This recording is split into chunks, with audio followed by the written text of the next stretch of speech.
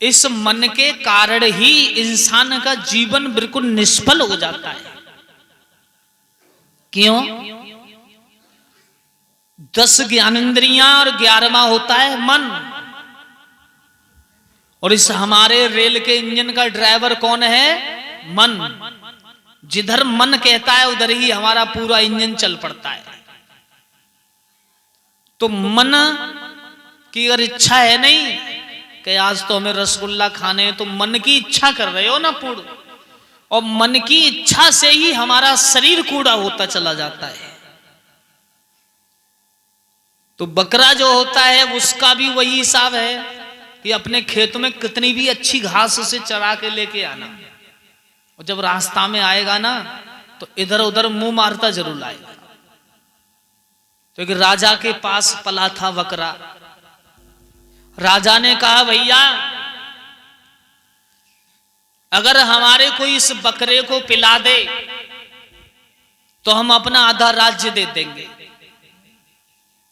जवाब दिया, आधा राज्य? हाँ।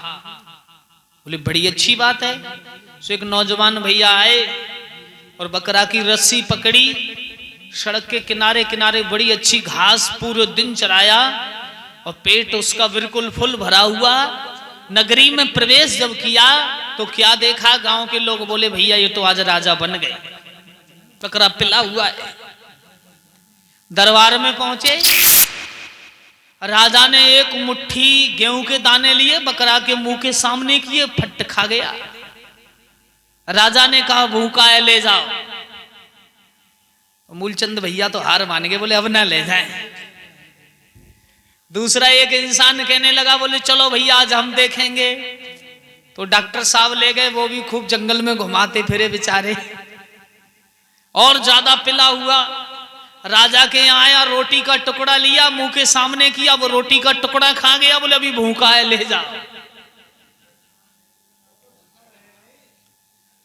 सज्जनों, 6 महीने में खा खा के उसकी गर्दन हो गई सूअर की तरह बहुत मोटी। पर ध्यान रखना, जो फ्री की खाता है ना ओमपाल जी, वो एक दिन में ही निकल जाती है। जब खूब अच्छा मोटा ताजी हो गया, एक महात्मा जी बेचारे आ रहे थे, सत्संगी थे। उन्होंने देखा भैया राजा के दरबार में बड़ी भीड़ लगी है। किस बात की भीड़ है? बोले राजा की शर्त है, कोई बकरा को पिला दे तो आधा राज्य। महात्मा ने कहा, राज्य की तो छोड़ो, लेकिन हम पिला देंगे। रस्सी हाथ में ली, महात्मा की कुटिया पर बड़ी अच्छी घास खड़ी हरी हरी, और उस घास में खूटी गाड़ी और वहीं बकरा बांध लियो।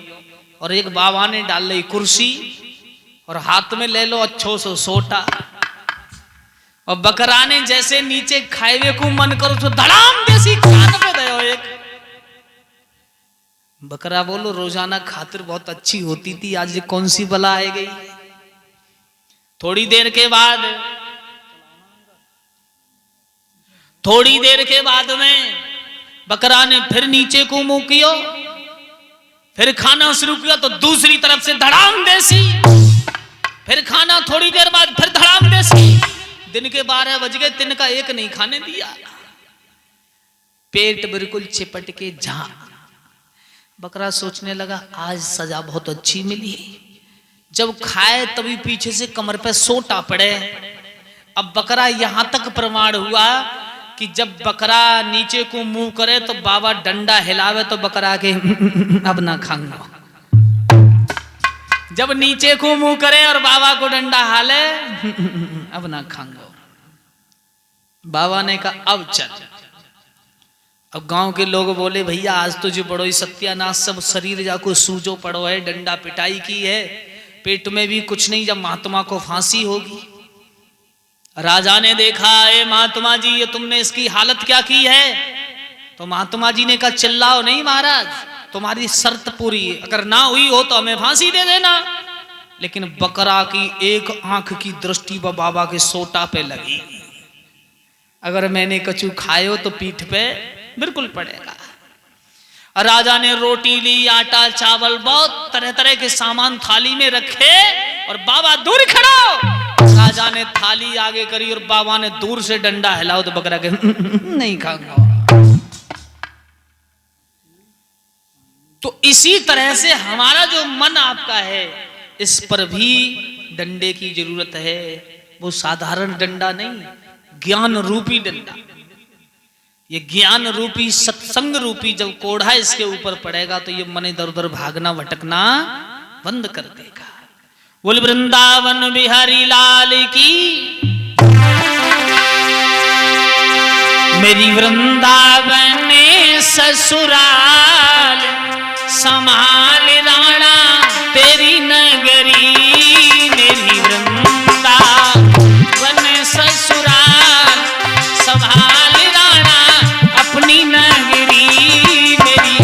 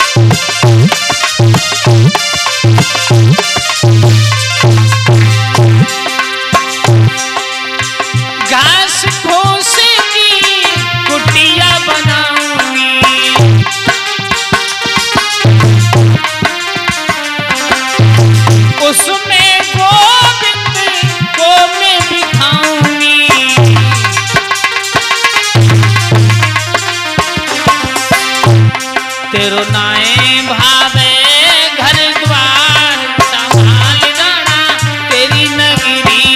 मेरी वृंदावन ससुराल संभाल राणा तेरी नगरी।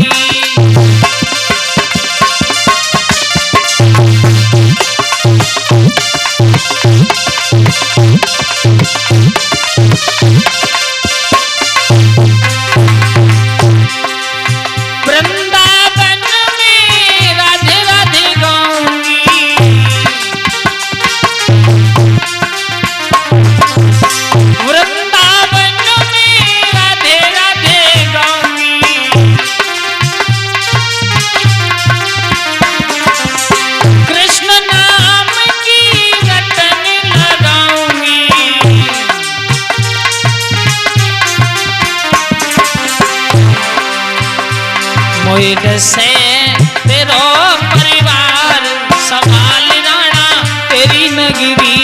मेरी वृंदावन ससुराल संभाल राणा तेरी नगरी। मेरी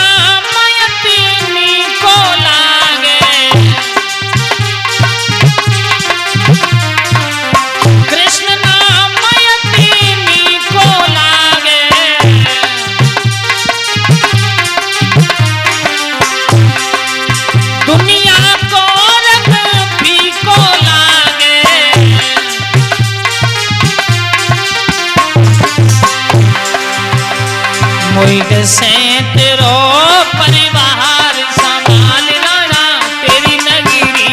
मेरी वृंदावन ससुराल संभाल राणा तेरी नगरी।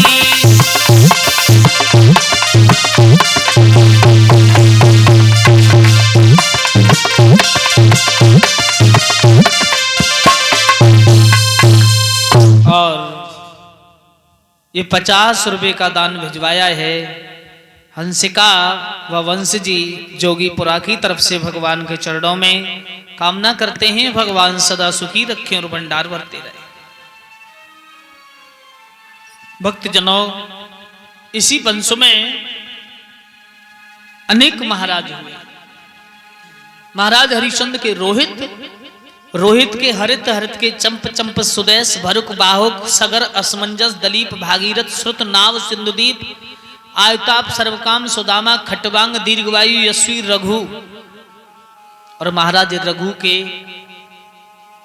अज हुए।